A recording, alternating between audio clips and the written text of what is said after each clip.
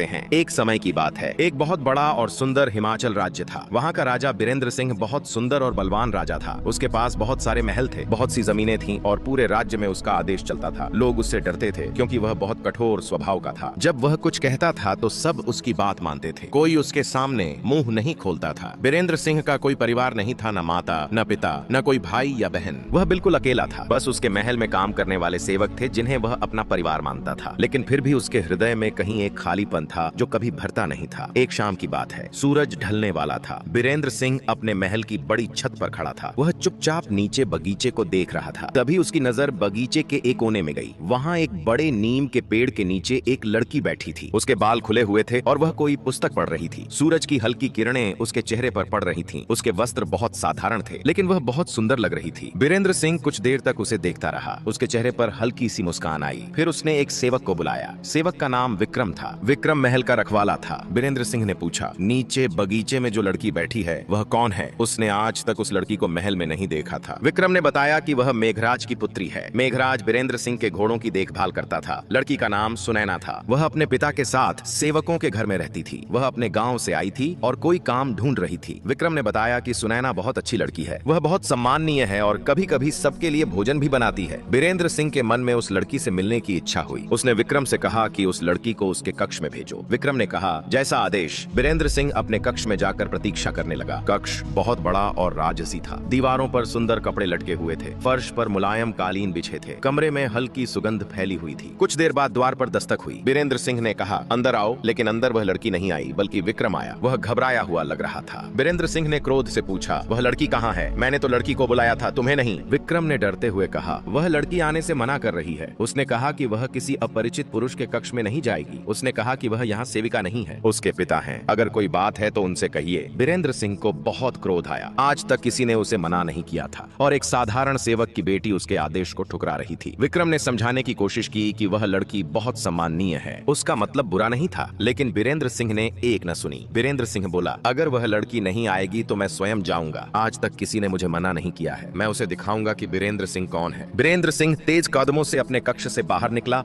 और सीढ़ियां उतरकर नीचे बगीचे की ओर बढ़ने लगा। उसके भीतर क्रोध जल रहा था। सुनैना दर्पण के सामने खड़ी अपने बाल बांध रही थी। उसके बाल बहुत लंबे और घने थे। तभी अचानक द्वार जोर से खुला। बिना खटखटाए बीरेंद्र सिंह अंदर आ गया। सुनैना चौंक गई। उसने दर्पण में उसे देखा और तुरंत पलटी। उसके हाथ कांपने लगे। उसने जल्दी से अपना ओढ़नी संभाली और घबराई हुई आवाज में बोली, क्या तुम्हें लज्जा नहीं आती किसी स्त्री के कमरे में बिना अनुमति के आने में? तुम कौन हो जो मेरी अनुमति के बिना अंदर आ गए? बीरेंद्र सिंह के चेहरे पर एक पल के लिए झिझक आई। वह कठोर स्वर में बोला, क्या तुम्हें पता है तुम किससे बात कर रही हो? मैं इस महल का स्वामी हूँ। यहाँ की हर चीज मेरे आदेश से चलती है और तुम एक सेवक की बेटी होकर मुझसे इस तरह बात कर रही हो। सुनैना ने भय के बावजूद साहस से कहा, हाँ तुम स्वामी हो, लेकिन तुम्हें किसी की मर्यादा को रौंदने का अधिकार नहीं है। पहले तुम मेरे कमरे से बाहर जाओ। मैं तुम्हारे बुलाने पर इसलिए नहीं आई क्योंकि तुम्हारा मंसूबा मुझे ठीक नहीं लगा। इस तरह किसी भी सेवक को अपने कक्ष में बुलाना अनुचित है। बीरेंद्र सिंह का क्रोध और बढ़ गया। वह बोला, अपनी वाणी संभाल कर बात करो। क्या तुम्हें पता है मैं कौन हूँ? मैं बीरेंद्र सिंह हूँ, अपने वंश का इकलौता उत्तराधिकारी। यह महल, यह राज्य सब मेरा है और तुम मुझसे इस तरह बात कर रही हो? सुनैना ने उसकी आंखों में सीधा देखते हुए कहा, हो सकता है तुम मेरे पिता के स्वामी हो लेकिन मेरे नहीं। मैं एक मनुष्य हूँ, तुम्हारी वस्तु नहीं, और मैं किसी को यह अधिकार नहीं देती कि वह मुझ पर इस तरह शासन करे। मान सम्मान नाम से नहीं, चरित्र से बनता है। इसलिए बेहतर होगा कि तुम अपना यह घमंड किसी और पर दिखाओ, क्योंकि मैं सुनैना हूँ जो किसी के दबाव में नहीं आती। बीरेंद्र सिंह कुछ देर तक उसे निःशब्द देखता रहा। उसे आश्चर्य हो रहा था। फिर उसने कहा, तुम्हें बात करने की संयम नहीं है। मैं तुम्हें दिखाऊंगा कि मेरी बात टालने का परिणाम क्या होता है। सुनैना ने शांत लेकिन दृढ़ आवाज में कहा, परिणाम उसी का होता है जो गलती करे। मैंने कोई गलती नहीं की, यहाँ आना तुम्हारी गलती है। फिर उसने दरवाजे की ओर संकेत किया और कहा कि यह उसका कमरा है, वह बाहर जाए। अगर वह नहीं जाएगा तो वह स्वयं चली जाएगी। वह किसी पराये पुरुष के साथ एक छत के नीचे खड़ी नहीं रह सकती। बीरेंद्र सिंह के होंठ क्रोध से कांप उठे। उसे ऐसा लगा जैसे किसी ने उसे खुलेआम चुनौती दे दी हो। उसने कहा कि वह उसे सेविका बनाकर रखेगा, उसे संयम और आचरण सिखाएगा। लेकिन सुनैना के चेहरे पर कोई भय नहीं था। उसने कहा, धमकियां उन पर असर करती हैं जिन्हें अपने अधिकार पर संदेह हो। मैं न झुकी हूँ न झुकूंगी। अगर शक्ति दिखानी है तो बाहर संसार में दिखाइए, यहाँ एक कमजोर स्त्री पर नहीं। बीरेंद्र सिंह की मुट्ठियां क्रोध से भींच गईं, पर उसकी वाणी जैसे थम गई। वह बस उसे देखता रह गया। उसकी आंखों में एक अजीब सी दृढ़ता थी।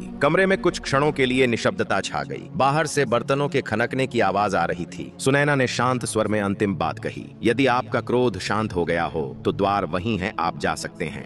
वीरेंद्र सिंह के चेहरे पर फिर क्रोध की लहर दौड़ गई, लेकिन वह कुछ कहे बिना पलटा, द्वार तक पहुंचा और पीछे मुड़ा। वह अब भी अपनी जगह खड़ी थी, ओढ़नी संभाले हुए, पर चेहरे पर वही मर्यादा और वही विश्वास। वीरेंद्र सिंह ने द्वार जोर से बंद किया और बाहर निकल गया। उसके तेज कदमों की आहट बता रही थी कि आज पहली बार किसी ने वीरेंद्र सिंह को वचनों से पराजित कर दिया था। लेकिन कोई नहीं जानता था कि वीरेंद्र सिंह के मन में क्या चल रहा था। रात का सन्नाटा फैल चुका था। तभी द्वार अचानक खुला। मेघराज साहब हांफते हुए भीतर आए। उनके चेहरे पर चिंता और क्रोध का मिश्रित भाव था। मेघराज साहब ने पूछा,